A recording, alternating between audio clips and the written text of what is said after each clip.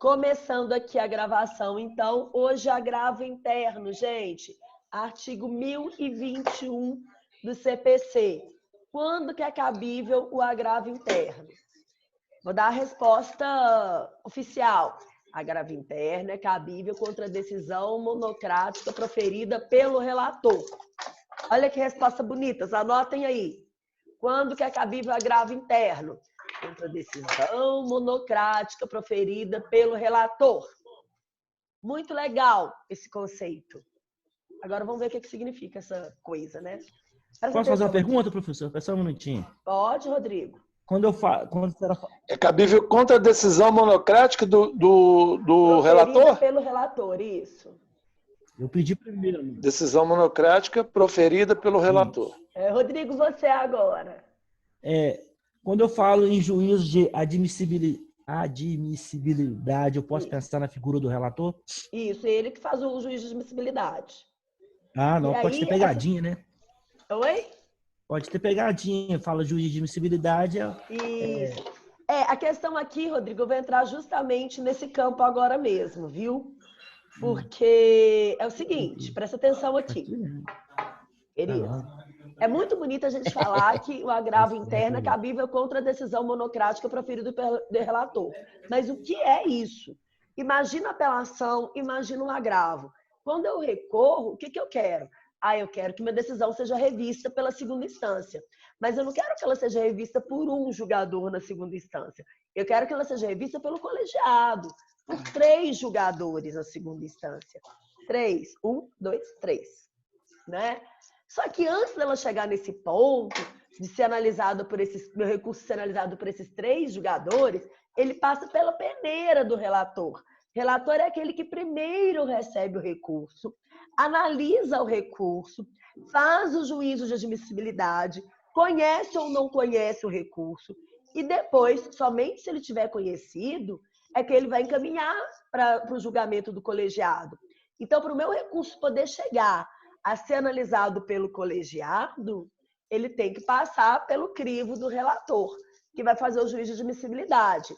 E aí o relator, nesse juízo de admissibilidade, ele pode ou não conhecer o meu recurso. E pode ser que ele não conheça e eu fique revoltada com aquilo e queira recorrer dessa decisão que não conheceu o meu recurso.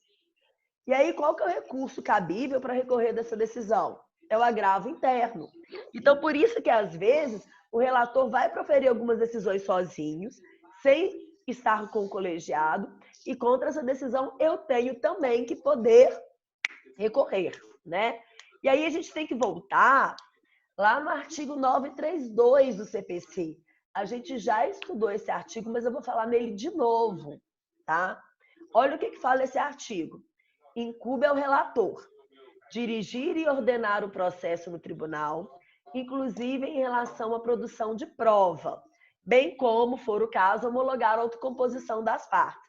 Então, quem dirige, quem organiza o processo na segunda instância é o relator. Apreciar o pedido de tutela provisória nos recursos e nos processos de competência originária do tribunal. Então, eu tenho aqui uma urgência que só veio a acontecer na segunda instância, né? E aí eu tenho que pedir uma tutela antecipada. Quem que vai analisar na segunda instância a tutela antecipada? O relator. E aí ele pode deferir ou indeferir. E eu posso querer, contra essa decisão, interpor um recurso que é o agravo interno. Não conhecer de recurso inadmissível, prejudicado ou que tenha impugnado, ou que não tenha impugnado especificamente os fundamentos da decisão recorrida, que é o caso do juiz de admissibilidade. Olha o que acontece muito comigo, eu trabalho em núcleo de prática jurídica. Pelo código, núcleo de prática jurídica tem prazo em dobro para recorrer, para fazer tudo no processo, né? Inclusive recorrer.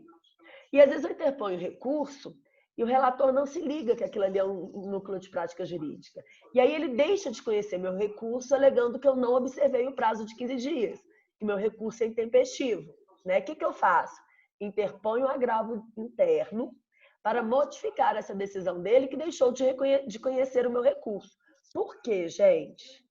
Porque eu preciso que o meu recurso seja conhecido. E eu tenho esse direito, já que eu tenho prazo em dobro. tá?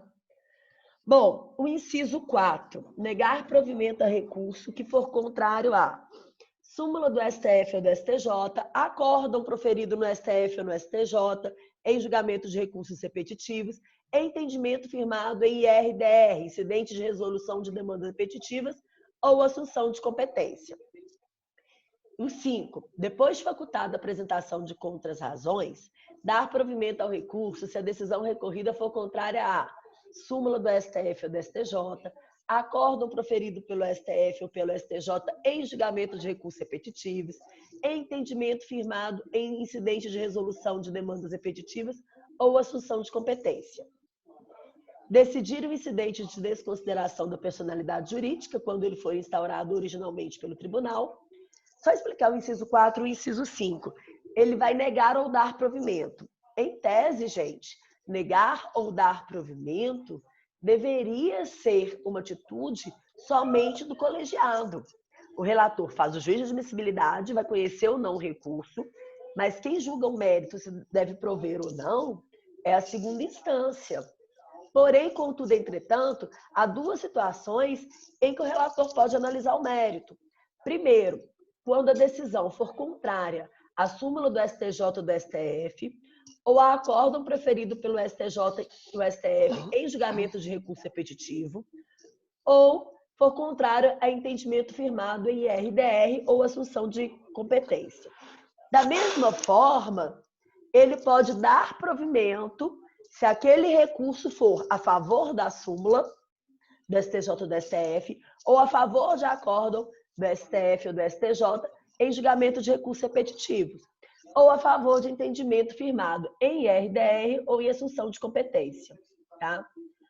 O relator também determina a intimação do MP quando for o caso, que aí é quando houver incapaz, e exerce outras atribuições estabelecidas pelo regimento interno do tribunal. Como vocês podem ver, gente, há algumas situações em que o relator profere, sim, decisões e profere as decisões sozinho. E aí, como ele profere as decisões e profere decisão sozinho, eu tenho que poder recorrer delas. Faço isso com recurso de agravo de instrumento, agravo interno, perdão. Este agravo interno, como que ele vai funcionar? Eu faço a petição do agravo interno e interponho lá no juízo onde foi proferida a decisão. Inclusive, gente, eu vou direcionar para o relator. Aí o relator recebe, né? Presta atenção. Está recorrendo da minha decisão. O que ele faz? Abre vista para a parte contrária responder. Como é que chama a resposta da parte contrária ao recurso? Contra as razões. Então, abre vista às contras-razões, a parte contrária para que ela apresente contra as razões. Depois de apresentadas as contras-razões, ele pode se retratar, voltar atrás ou não, mandar seguir o recurso. Se ele mandar seguir, vai para o colegiado e aí o colegiado vai decidir se aquela decisão do relator era correta ou não. Tá? Bom, deixa eu só responder uma pergunta aqui. No caso prático, como é emitido as decisões do relator? É um acórdão, tá, Arthur? É apresentado somente com o voto do relator, deixando claro o motivo o que o fez não conhecer o recurso? Ou sempre quando se vai para a segunda instância deverá constar os votos de todos? Tipo, sigo o voto. Não. Nesse caso, Arthur, quando a decisão é monocrática, é só dele mesmo. Então, os outros nem votam seguindo o relator, não, tá? É uma decisão, é só o voto do relator dizendo por que ele não conhece, tá? Inclusive, quando eu fizer o meu agravo interno, eu tenho que especificar por que a decisão dele está errada. E quando o colegiado for julgar o agravo interno, ele não, mesmo que ele não vá admitir, não vá dar provimento ao meu agravo, ele tem também que justificar por quê. E essa justificativa não pode repetir a decisão do relator, tá? Bom, questão importante aqui. Se o meu agravo for para o julgamento do colegiado e o colegiado, de forma unânime, não admiti-lo ou julgá-lo improcedente, eu poderei ser condenado a pagar uma multa de 1 a 5% do valor da causa. Por quê? Isso é chamado de agravo protelatório. Qual que é a ideia aqui? É impedir que as pessoas fiquem fazendo agravo interno para ganhar tempo, tá? Então, quando o agravo interno for declarado manifestamente inadmissível ou improcedente, em votação unânime, tem que ser 3-0, o órgão colegiado de decisão fundamentada condenará o agravante a pagar ao agravado multa fixada de 1 a 5% do valor da causa, tal qual acontece nos embargos. Mas nos embargos, Arthur, eu só vou conferir aqui, se eu não me engano, o valor da multa é de 2% do valor da causa. No agravo é de 1 a 5% do valor da causa. Eu só vou conferir essa informação aqui. Professora, essa é a famosa litigância de má-fé. Sim, é a multa por deslealdade processual, litigância de má-fé. Uhum. A multa dos embargos é de 2% e a do agravo interno é de 1 a 5% do valor da causa. Olha que questão boa para a prova, galerinha. Presta atenção aqui, olha que questão boa para a prova, tá? Eu coloco nos embargos 2% e no agravo de 1 a 5, não é isso? Agravo o embargos é até 2, se reiterar 10. E no agravo interno de 1 a 5. Se eu perguntar essa porcentagem para vocês na prova, é uma pegadinha, porque vocês vão confundir um com o outro e vão errar. Olha só que maldade. Hoje é dia de maldade. Hoje é dia de maldade, que amanhã é feriado. E não faz diferença nenhuma, que a gente pode sair de casa. Né? Ok, gente, então vamos recapitular tudo. O que é o agravo interno? É um recurso contra a decisão monocrática proferida pelo relator. O que é a decisão monocrática proferida pelo relator? É aquela decisão que ele toma sozinho, gente. Decisão que ele toma sozinho, sem o colegiado. Então, eu recorro, o primeiro que analisa o meu recurso é o relator, só depois ele manda para a sessão de julgamento do colegiado. Ou seja, todo recurso é julgado por 3 desembargadores, mas o primeiro que analisa é um só, é o relator. E essa decisão que ele toma sozinho é chamada de decisão monocrática. Qual que é a decisão mais normal que ele toma sozinho? É de conhecer ou não o recurso. Ou seja, decisão que não conheceu um recurso. Qual recurso cabível contra ela? Agravo interno. Tá?